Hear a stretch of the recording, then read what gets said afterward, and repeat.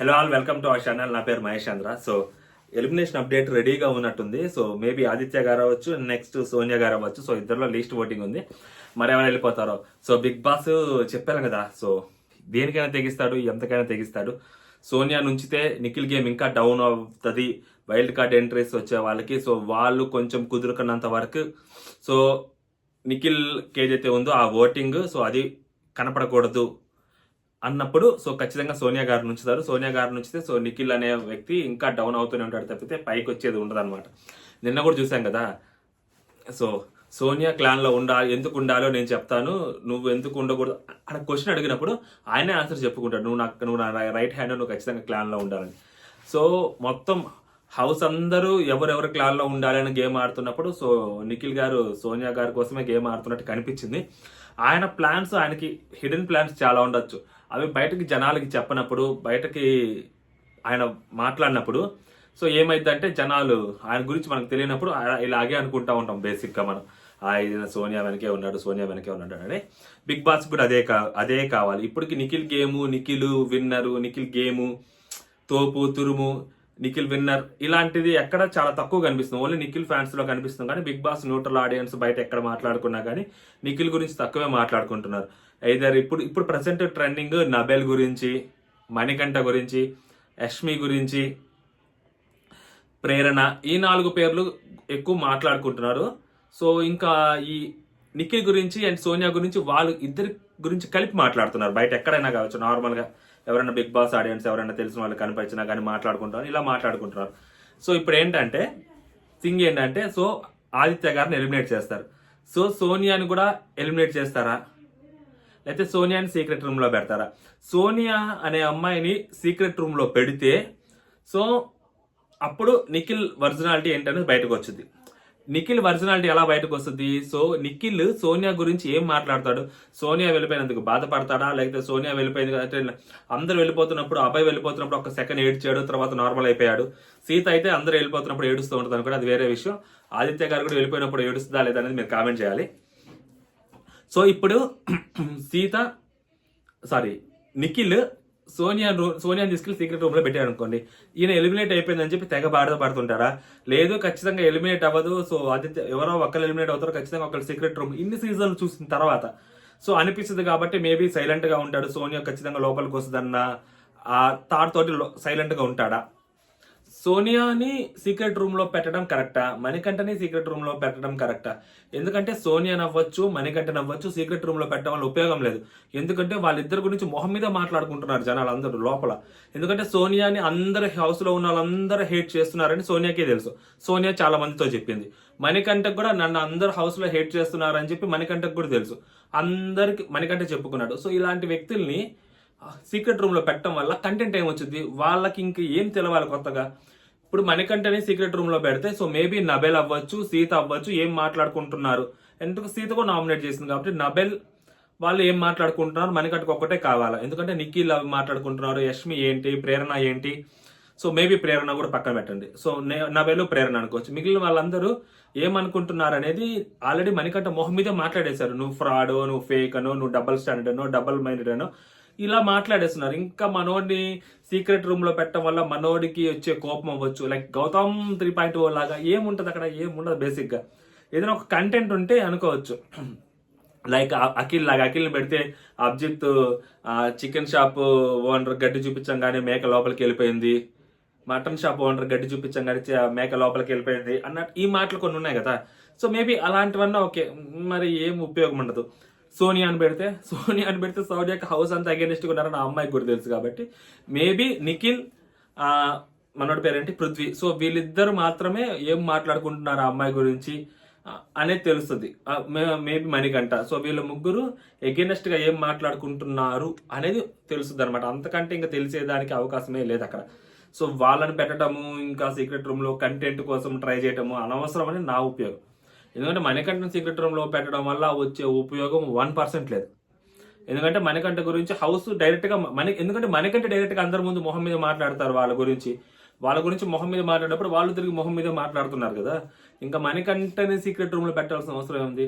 మణికంఠ అందరితోటి మంచిగా ఉంటూ మణికంఠ అందరితోటి మామూలుగా మాట్లాడుతూ ఉంటే మణికంఠని సీక్రెట్ రూమ్ లో పెడితే మణికంఠ గురించి లోపల వీళ్ళేమనుకుంటున్నాడు అది బయటకు వస్తుంది. మణికంఠ అందరు నేర్చుకుంటూ ఉన్నాడు దొరికినప్పుడు అలా దొరికినట్టు. మరి మణికంఠను వాళ్ళు తిరుగుతూనే ఉన్నారు. ఇంకెందుకు మణికంఠ సీక్రెట్ రూమ్ లో? అక్కడ పెద్దగా రీజన్ ఏం లేదనిపిస్తుంది.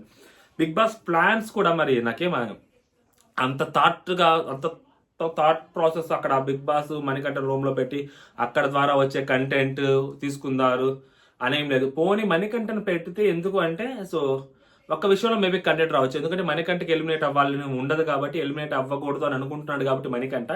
సో ఖచ్చితంగా మణికంఠని ఎలిమినేటెడ్ మణికంఠ అని చెప్పి అంటే సో హౌస్ లో అంతా గగ్గోలు పెడతారు. మణికంఠ నేను రాను సార్ ని ఏడవటము బాధపడటము ఇలాంటివి చేస్తాడా లేకుంటే హుందాగా వస్తాడా అనేది డౌట్. సో మేబీ ఆయన పర్సనాలిటీ ప్రకారం ఖచ్చితంగా బాధపడతాడు, ఏడుస్తాడు ఆ హౌస్ లో. ఎందుకంటే వాళ్ళ భార్య బిడ్డల కోసం మనోడు గేమ్ ఆడడానికి వచ్చారు కాబట్టి ఖచ్చితంగా బాస్ట్ అవుట్ అవుతాడు. సో అక్కడ పైకి వచ్చిన దాకా స్టేజ్ మీదకి వచ్చిన తర్వాత అందరితో మాట్లాడేసిన తర్వాత Manikanta you are not eliminated, you are going to secret room అన్నాడు అనుకో, అక్కడ మణికంఠ కూడా కంటెంట్ ఇవ్వడానికి ఉపయోగం ఉంటుంది, ఆస్కారం ఉంటుంది. ఇంతవరకు మాత్రమే మణికంఠ దగ్గర నుంచి.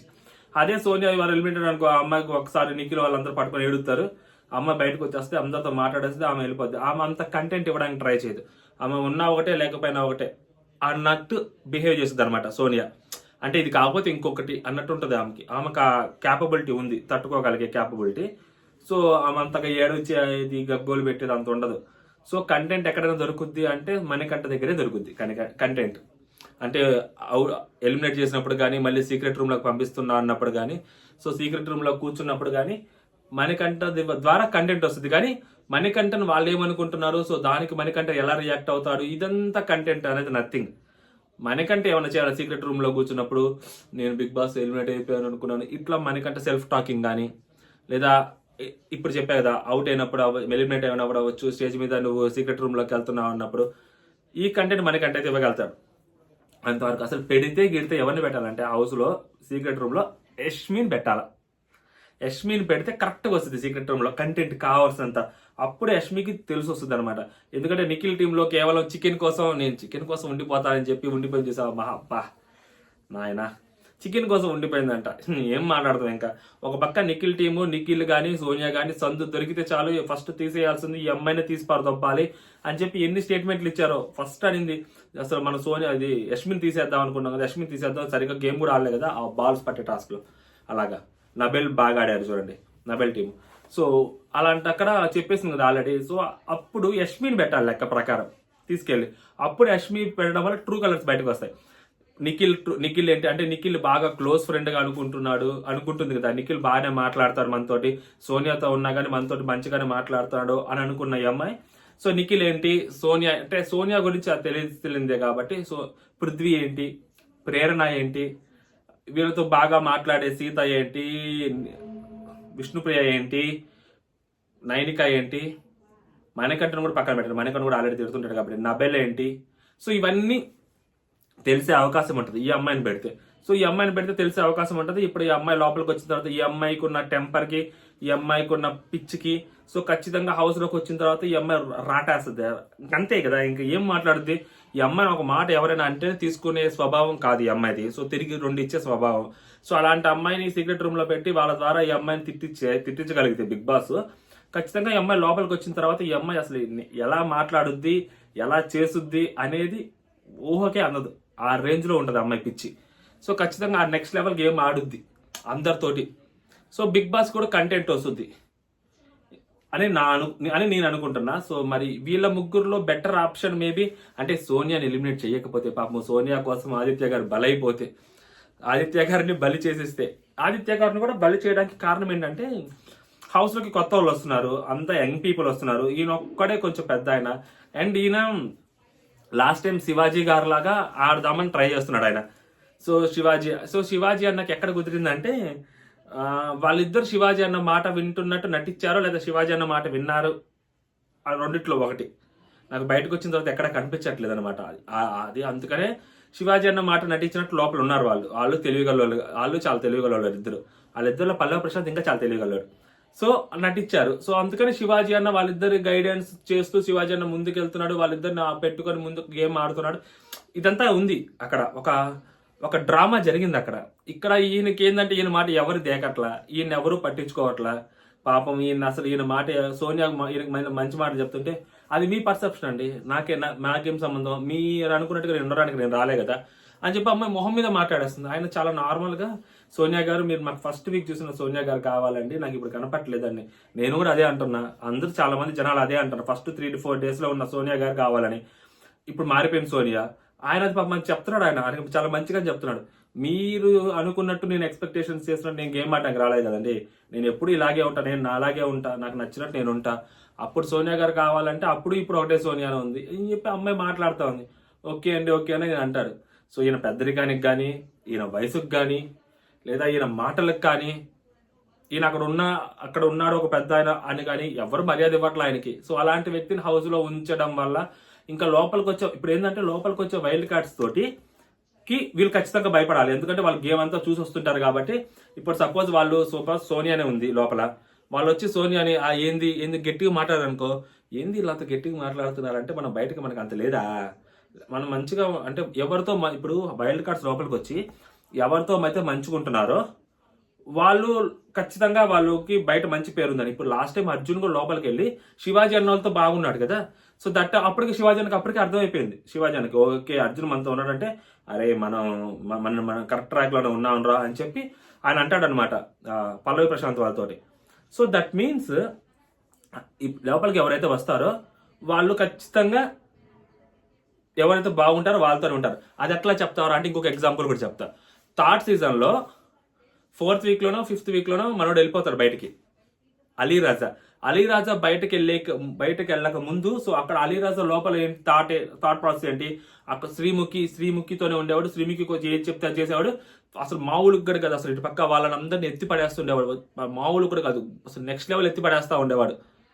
ఆ తర్వాత బయటికి వెళ్ళిపోయిన తర్వాత మళ్ళీ రీఎంట్రీ ఇచ్చిన తర్వాత కంప్లీట్ గా రాహుల్ వాళ్ళతో ఉండి శ్రీముఖికి అగేనిస్ట్ గా ఆడాడు. ఎందుకంటే బయట అతనికి అర్థమైపోయింది ఎవరికి విన్నర్ రేస్ లో ఉన్నారు, ఏంటి ఎవరి వర్సెస్ ఎవరు జరుగుతుంది, ఎవరికి ఎడ్జ్ ఉంది అనేది అతనికి అర్థమైపోయింది. అతను లోపల నుంచి బయటికి రాగానే ఖచ్చితంగా బయట నుంచి లోపలికి రాగానే మనోడు రాహుల్తో ఉన్నాడు అనమాట. సో ఇలాంటి ఎగ్జాంపుల్స్ ఉంటాయి. సో ఖచ్చితంగా వాళ్ళందరూ చూసి వచ్చే ఉంటారు లోపలికి. సో వైల్డ్ కార్డ్ ఎంట్రీస్ లోపలికి రాగానే వాళ్ళ గేమ్ వాళ్ళు ఆడతారా, లేకుంటే వాళ్ళు ఎవరితోనైనా కొంచెం క్లోజ్ ఉన్నారు, సపోజ్ ఇప్పుడు మణికంఠతోటో, యష్మితోటో, నబెల్తోటో, ప్రేరణతోటో వీళ్ళతోటి క్లోజ్గా ఉన్నారనుకోండి, ఓకే వీళ్ళ పేర్లు కొంచెం నాంతున్నాయని చెప్పి వాళ్ళకి అర్థమవుతుంది. ఇప్పుడు నిఖిల్ని ఎదిరించారనుకోండి, నిఖిల్ తోటి ఎటకారంగా మాట్లాడారనుకోండి, నిఖిల్ సోనియా గురించి సపోజ్ ఎటకారంగా మాట్లాడారనుకోండి, వాళ్ళిద్దరు గేమ్ గురించో లేకపోతే వాళ్ళిద్దరి గురించో కలిపో ఎటకారంగా మాట్లాడారనుకోండి, ఎందుకంటే అవినాష్ వస్తున్నాడు, సో హరితేజ వస్తుంది, సో వీళ్ళిద్దరు కొంచెం ఎటకారంగా మాట్లాడే బ్యాచ్, ఓకే ఐదర్ రోహిణి అన్నా కానీ. సో వీళ్ళిద్దరి గురించి ఎటకారంగా మాట్లాడితే ఖచ్చితంగా నిఖిల్కి అప్పుడు వెలుగుద్ది కదా, ఓ మన ట్రాక్ ఇలా బయటకు వెళ్తుందా, ఇలా అనుకుంటున్నారా, అది ఇదని నిఖిల్కి అర్థమవుతుంది. అర్థం చేసుకోలేనంత అమాయకుడేం కాదు నిఖిల్, సో అర్థమవుతుంది ఖచ్చితంగా. సో అలాగా వైల్డ్ కార్డ్ ఎంట్రీస్ లోపలికి రావడం వల్ల ఇదొక బెనిఫిట్ ఉంటుంది అనమాట. హౌస్లో ఉన్న వాళ్ళకి ఎంతో కొంత కాన్ఫిడెన్స్ వస్తుంది. ఓకే, సో నేను చెప్పేది ఏంటంటే ఫైనల్గా సోనియా, మణికంఠ, యష్మి బెటర్ క్యాండిడేట్ లోపలికి పంపించడం వల్ల, అది హౌస్లోకి పెట్టడం వల్ల.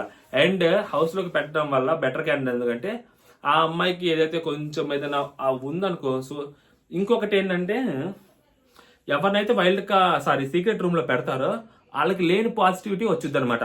అరే వెళ్ళిపోతున్నప్పుడు వాళ్ళకి ఖచ్చితంగా బాధ అవుతుంది, ఏడుస్తారు, అంతా వెళ్తుంది.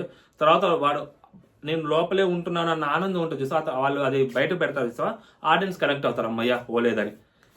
ఎందుకంటే సోనియా వెళ్ళాలి అని అనుకుంటున్నారు. ఇప్పుడు సోనియాని సపోజ్ ఫర్ ఎగ్జాంపుల్ సోనియాని లోపలే ఉంచి సాటర్డే రోజు ఒక ఎలిమినేషన్ చేసి సండే రోజు ఒక ఎలిమినేషన్ చేశారు అనుకోండి. ఫర్ ఎగ్జాంపుల్ సాటర్డే రోజు ఎలిమినేట్ చేసిన వ్యక్తిని సీక్రెట్ రూమ్ లో పెట్టారనుకోండి, సోనియా స్టిల్ ఇంకా ఇక్కడే ఉంటది. అయినా కానీ ఒక వ్యక్తి బయటకు వెళ్ళిపోతున్నప్పుడు ఏమంటుంది కోపం జనాల్లోకి, సోనియా ఇక్కడే ఉంది అయినా కానీ బయటకు వెళ్ళిపోతున్నారు ఒకళ్ళు, సోనియా ఇక్కడే ఉంది పాపం మణికంఠ వెళ్ళిపోతున్నాడా, సోనియా ఇక్కడే ఉంది పాపం యష్మి వెళ్ళిపోతుందా, ఇలాంటి పాజిటివిటీ ఒకటి వస్తుంది అనమాట ఖచ్చితంగా. వాళ్ళు బిగ్ బాస్ అక్కడికి వెళ్ళి అంత అయిపోయిన తర్వాత నువ్వు ఎక్కడికి వెళ్ళట్లేదు, నువ్వు సీక్రెట్ రూమ్ లో ఉంటున్నావు నాగార్జున గారు చెప్పేసి ఆ ఎపిసోడ్ క్లోజ్ చేస్తారు అనుకో. వాళ్ళు సీక్రెట్ రూమ్ లో ఉన్నారనుకోండి, సండేది మాత్రం అంతా కంప్లీట్ గా సీక్రెట్ రూమ్ లో చూసే అవకాశం కూడా ఉంటుంది ఖచ్చితంగా. ఇది కూడా లేకపోలేదు. అప్పుడు ఫైనల్ డే సోనియాకి కొంచెం కాన్ఫిడెన్స్ వచ్చి మరి తర్వాత సండే సోనియాని కాకుండా సపోజ్ ఆదిత్య గారిని తీశారనుకోండి, అసలు ఇంకా నెక్స్ట్ లెవెల్ పాజిటివ్ వస్తుంది ఆ సీక్రెట్ రూమ్ లో ఉన్న వాళ్ళకి. అమ్మో పొరపాటున వాళ్ళు ఎలిమినేట్ అయిపోతే సోనియా నుంచి పాపం ఎంత తెగించారు. ఆ కంటెస్టెంట్ ఫ్యాన్స్ అవ్వచ్చు లేదా న్యూట్రల్ ఆడియన్స్ అవ్వచ్చు. ఇది కూడా ఒక ఛాన్స్ ఉందన్నమాట. మరి బిగ్ బాస్ ఎలాంటి ఛాన్సెస్ తీసుకుంటారు? సీక్రెట్ రూమ్ లో పెట్టే వాళ్ళకి కంప్లీట్ పాజిటివిటీ వస్తుంది అబ్బా, తిరగలేదు. సోనియాని ఎలిమినేట్ చేయకుండా శనివారం రోజు సీక్రెట్ రూమ్ లో పెడితే కంప్లీట్ పాజిటివిటీ వస్తుంది. లేదు సోనియాని ఎలిమినేట్ చేసిన తర్వాత సీక్రెట్ రూమ్ లో పెడితే పాజిటివిటీ ఉండదు, ఏముండదు, తొక్క మామూలుగానే ఉంటుంది.